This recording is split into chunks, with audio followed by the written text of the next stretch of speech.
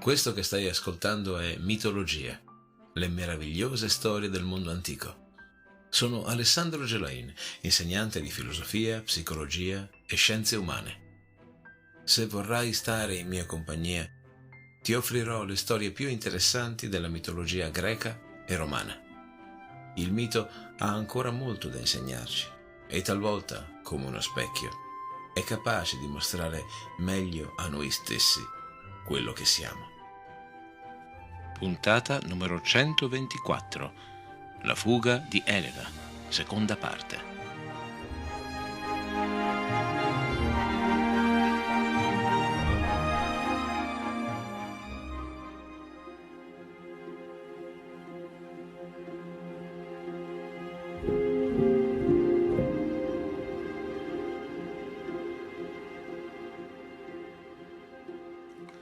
Paride ed Elena sono in fuga. Velocemente navigano scendendo per il golfo laconico.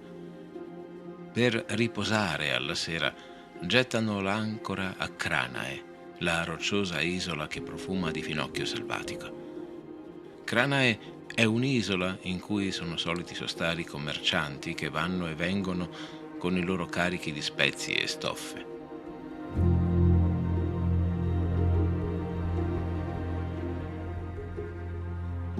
Nell'accampamento allestito velocemente dai troiani si accendono fuochi, ma c'è una scarsa voglia di cantare. Tutti guardano pensierosi le lingue gialle e arancioni che, salendo al cielo, illuminano i loro visi preoccupati. Nessuno ha il coraggio di esternare i propri pensieri in questa notte che pare irreale. Poi qualcuno porta del vino e questo imbarazzante silenzio viene interrotto da qualche chiacchiera che poi diviene una risata e che muta infine in un rumoroso vociare. Paride non è tra i suoi uomini, non è tra i suoi parenti, tutti attorno al fuoco. Paride è nella sua tenda con Elena. Finalmente soli, i due possono abbracciarsi e donarsi l'una all'altro per la prima volta.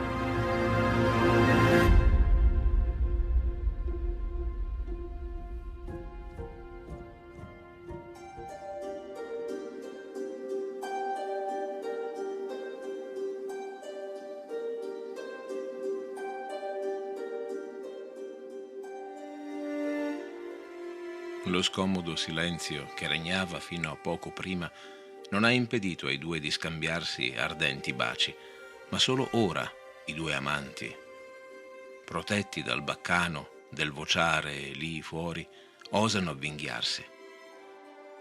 Su questa isola, come ti dicevo, Elena dona se stessa a Paride per la prima volta. Prova ad immaginare la passione con cui i due sono stati insieme. Afrodite ha gonfiato entrambi i petti di desiderio e ha reso così questa notte indimenticabile. Nessuna delle notti successive che i due trascorreranno insieme arderà di una passione così travolgente. Questo primo intimo incontro verrà citato da Paride più avanti nella nostra storia come paragone del suo desiderio per l'amata. In ogni caso, Cranae, da quella notte, è divenuta famosa non più come luogo di sosta per i commercianti di passaggio, è divenuta l'isola dell'amore passionale e bruciante.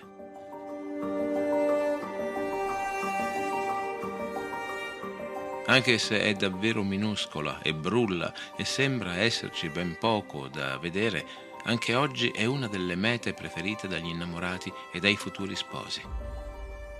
Questi ultimi scelgono di contrarre matrimonio proprio qui, come per augurare a se stessi una passione simile a quella dei due fuggitivi amanti, Elena e Paride.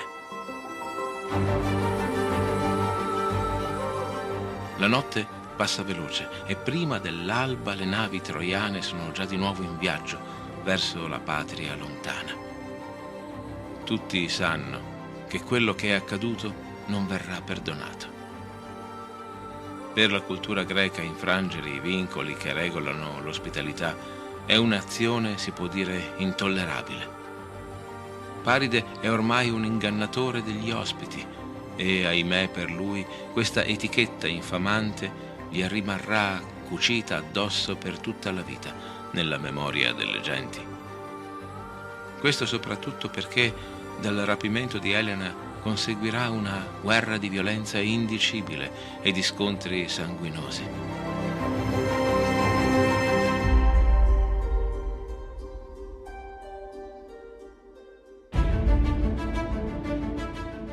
Tornato a Sparta, Menelao, scoperto il tradimento, chiamerà i suoi alleati per portare la guerra a Troia.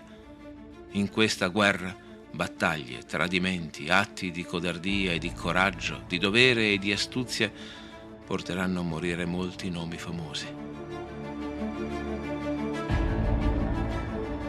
Di tutte queste morti sembra essere responsabile Elena, tanto che dall'antichità la sua figura è quella che da sempre è stata quella maggiormente vituperata. Essere come Elena è sempre stata una offesa tra le più pesanti da riferire a chi che sia. Per la fuga d'amore di colei che alcuni sprezzanti chiamano la Cagna, sono morti eroi ed è stata bruciata alle fondamenta una città rigogliosa e ricca. Ma non tutti la pensano così. Gorgia, il più famoso sofista del V secolo a.C. di origine siciliana, nacque a Lentini nel Siracusano. Nell'encomio di Elena rovescia il pregiudizio che grava su di lei, assolvendola da ogni colpa. L'intento di Gorgia è di dimostrare come con il giusto uso della parola si riesca a ribaltare qualsiasi argomento, anche uno che sembra così senza speranza come quello del tradimento di Elena.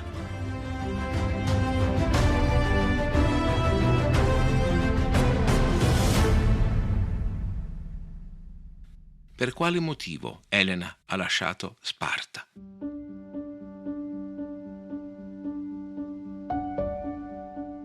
Beh, in primo luogo per il volere degli dèi, i quali la hanno promessa a Paride, come abbiamo visto, e nessun mortale si può opporre al volere degli dèi. In un altro caso, Elena può essere stata persuasa dalle parole di Paride. Ben sappiamo come le parole ci inducano ad azioni, come lusinghe o promesse possano farci cambiare giudizio su anche una nostra credenza che reputiamo inamovibile. O ancora Elena può essere stata rapita con l'uso della forza da parte di Paride. Oppure può essere stata presa dalla passione d'amore. Come ricorderai da qualche altro mio racconto di questa raccolta, l'amore e la passione amorosa spesso conducono le persone ad azioni inattese che non tengono conto di decoro, tradizione, onore. Ancora si può pensare che Elena abbia lasciato Sparta per il volere della sorte. Spendiamo 2 parole qui. La sorte è quel caratterizzato e preciso percorso di vita che ci è stato dato al momento della nostra nascita. Come Edipo, dal piede forato, non è riuscito a sfuggire alla propria sorte, allo stesso modo di come è accaduto anche a Paride, che avrebbe dovuto morire, ma a causa della sorte è sopravvissuto e porterà alla rovina di Troia, nemmeno ad Elena può essere concesso il privilegio di evitare le mosse che la sorte ha deciso per lei. Si può perciò senza dubbio affermare che Elena può aver lasciato Sparta per il volere del destino, che necessita di realizzarsi attraverso qualsiasi mezzo. Dunque Elena sarebbe niente più, niente meno che un ingranaggio in un meccanismo ben più ampio e complesso. Si può dare colpa ad un necessario ingranaggio che permette al fato di compiersi. Per Gorgia, Elena, accusata di empietà, è colei che maggiormente deve essere compatita, in quanto raccoglie su di sé il peso che la tradizione le ha addossato di essere stata la scintilla per la guerra di Troia, quando invece anche lei ne è stata una vittima. Per Gorgia, la parola è una potente signora, che pur dotata di un corpo piccolissimo e invisibile, compie le opere più divine, può far cessare il timore, togliere il dolore, produrre la gioia e accrescere la compassione.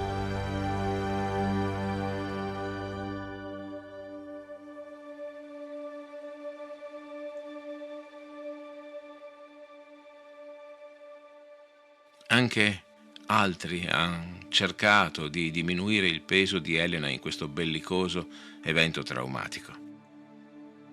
Per Euripide, infatti, solamente una immagine di Elena, un fantasma di lei, ha seguito Paride fino a Troia. Questa sosia, chiamiamola così, è stata costruita da Era in persona. Come un prestigiatore, grazie ad una bianca nuvola, la dea provvede a sostituire le due donne identiche, mandando, come ti dicevo, la copia esatta di Elena a Troia. Elena, quella vera, risvegliatasi dal turbinio della passione per Paride, rinsavisce e grazie ad Hermes trova rifugio sull'isola di Faro, in Egitto, proprio davanti al porto di Alessandria. Ella rimane su questa isola per più di 10 anni, protetta dal buon re Proteo, ma è infelice e vive in attesa del ritorno del marito. Quando Menelao, in viaggio verso casa, fa naufragio proprio a Faro, accade qualcosa di incredibile. La Elena fantasma che Menelao stava riportando a Sparta svanisce in favore della Elena vera, che rassicura il marito di non essere mai arrivata a Troia. I due si riuniscono e desiderano riprendere il mare, ma come? Non c'è più alcun vascello per loro. Re Proteo glielo avrebbe di certo elargito, ma egli oramai è defunto e regna su Faro il supponente e infido re Teoclimeno, che si è invaghito di Elena. Ella ha a più riprese rifiutato le sue goffe profferte d'amore, affermando di voler rimanere fedele a Menelao, suo marito legittimo. I due sposi, nel testo di Euripide, escogitano un astuto piano per gabbare re Teoclimeno e tornare a casa.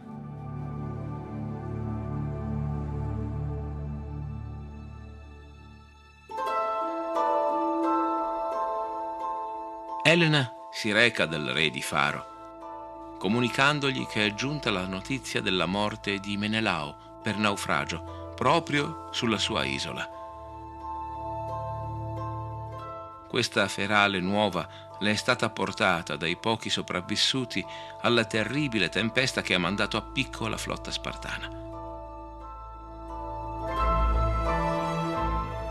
Questo la rende una triste vedova, ma al tempo stesso ella non può negare di vedere sciolti i legami oramai antichi di decenni che la vincolavano a Menelao. Ella volentieri accetta di sposare re Teoclimeno, di cui ha apprezzato in silenzio riservato le doti. Mai ha potuto esprimere un giudizio positivo su di lui per pudore e per il rispetto al primitivo legame, ma ora può finalmente affermare che lui e solo lui, Teoclimeno, è l'uomo che lei desidera.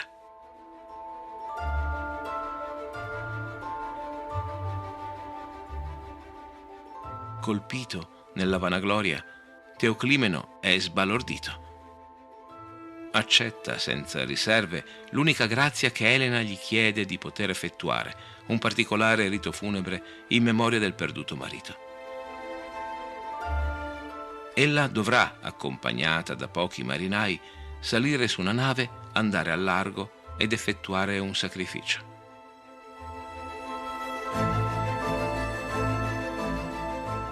Tutto è pronto.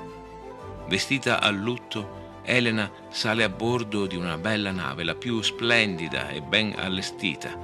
Teoclimeno vuole impressionare la futura sposa e non ha badato a spese, come si dice. Un attimo prima di salpare, i sopravvissuti al naufragio chiedono di salire a bordo per partecipare al rito. Elena afferma che non sarebbe prevista una così fitta presenza di soldati, ma per la loro fedeltà al marito defunto ella accetta di buon grado la loro presenza sulla nave. Serve che ti dica che tra questi uomini si trova anche Menelao travestito da soldato. Una volta al largo e liberatisi degli uomini di Teoclimeno, gli Spartani si allontanano verso l'orizzonte, lasciando un infuriato re imprecare per la sua dabbenaggine.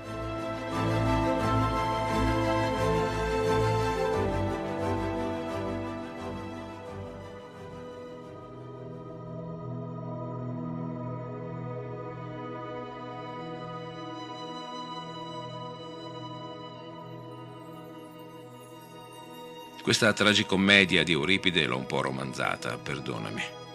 Era solo per dirti che non tutti se la sono presa con Elena. Ella compare in innumerevoli storie antiche, sempre come una figura incantevole e al contempo insidiosa. Eppure c'è del coraggio in lei. L'amore la porta a rompere il castello che le è stato costruito attorno. Sin da piccola è stata vittima della propria bellezza. Prima è stata rapita e poi è stata messa in palio ed è stata donata dal padre a Menelao. Lei non ha mai scelto nulla. Qualcun altro ha sempre preso le decisioni per lei. La sua prima scelta personale, derivata dall'amore, è proprio questa: voler essere se stessa tra le braccia di Paride.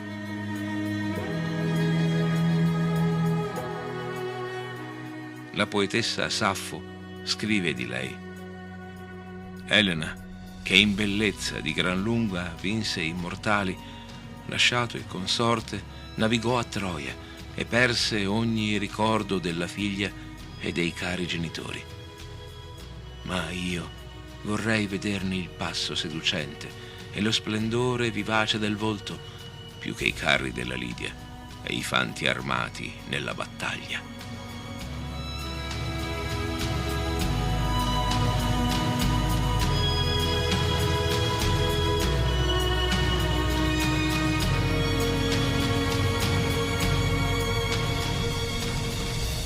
Se questo podcast ti piace, lascia un commento. Condividi con i tuoi amici gli episodi che ti piacciono di più.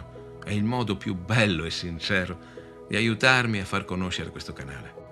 Se non l'hai ancora fatto, iscriviti. In questo modo non perderai nessun nuovo episodio. E infine puoi sostenere questo progetto acquistando o regalando Il Re degli Dei, il libro nato proprio qui, che racchiude le storie più belle della mitologia greca, dall'origine dell'universo alla salita al trono di Zeus. Lo trovi sugli scaffali di tutte le librerie e anche in quelle online. Buona lettura!